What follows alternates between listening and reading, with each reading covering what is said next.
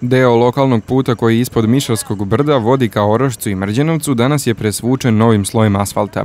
Reč je o delu koji vodi do italijanske kompanije Pasubio. Radovima je prisustvovao i gradonačelnik Šapca Nebojša Zelenović. Poslednjih 2 godine gotovo sve investicije koje su bile u infrastrukturu su se desile u industrijskim zonama. Bilo u severozapadnoj gde smo sad radili nove ulice za nove fabrike koje su tamo otvorene. Bilo ovde sad u istočnoj zoni gde imamo jednu novu italijansku fabriku koja će do kraja godine zaposliti 200 ljudi i imaju plan da izgrade novo postrojenje, dakle još 5000 kvadrata i još novo zaposlenih na šivenju i obradi kožnih sedišta za luksuzne automobile. Dakle, ulažemo tamo gde je to u ovom trenutku najneophodnije kako bismo podigli privrednu aktivnost na jedan maksimum i trudimo se da nađemo nove poslovne partnere koji će našim sugrađanima ponuditi mnogo bolje uslove rada i mnogo bolje zarade. Niko u Šapcu, to je moja poruka generalno svim poslodavcima, niko vam u Šapcu neće raditi za minimalac. Dakle, plate moraju da budu dobre, ljudi treba da budu zadovoljni i mislim da smo dostigli jedan ozbiljan nivo. Dokaz za to je da mi u prvih 6 meseci ove godine imamo povećan prihod od poreza na zarade i aktivnosti od samostalnih delatnosti od 1.000.000 evra. Dakle, više nego u istom periodu prošle godine, što pokazuje jedan ozbiljan rast i zato ćemo dalje nastaviti da ulažemo uglavnom u one segmente gde ćemo podići privrednu aktivnost. Iz kompanije Pasubio kažu da su zadovoljni što su investirali u Šabac, ali da svako poboljšanje infrastrukture dobro dođe.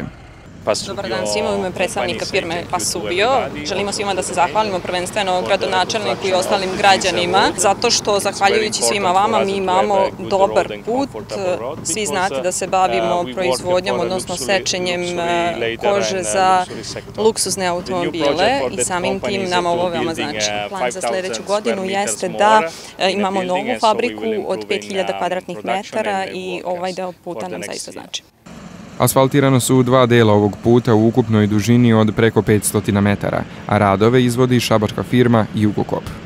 Prisustvujemo završnim radovima na ulici Orašac-Mrđenovac, dakle radimo 2 etape, jedna dužina 200 metara, jedna 270 metara, obzirom da je ovo najoštećeniji deo ovog puta bio, a da je neophodno da razvijamo i istočnu radnu zonu. Pored velikih ulaganja u severozapadnoj radnoj zoni, dakle mi brinemo u istočnoj zoni jer i ovde jako veliki broj imamo kompanija i zaposlenih naših sugrađana, dakle ovo je bila jedna urgentna stvar koja je morala se reši, dakle preslačimo 2 deonice, jedna od 200, jedna od 270 metara, vrednost radova je negde oko 4 miliona dinara. Tokom obilaska radova gradonačelnik je istakao da je jako važno da kompanije koje ulažu u naš grad budu zadovoljne, kako bi u narednom periodu bili još uspešniji i sa novim investicijama.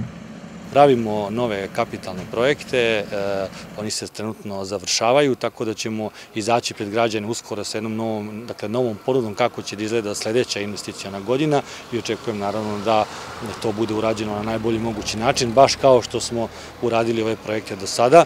Jako je važno da ljudi koji ulažu velike pare u naš grad budu zadovoljni sredinom u kojoj žive i planiraju da nastave dalje da rade i važno je da građani koji rade u tim fabrikama takođe budu zadovoljni. Ja generalno mislim da u ovom trenutku u gradu Šapcu ljudi koji traže posao nemaju problem da ga nađu.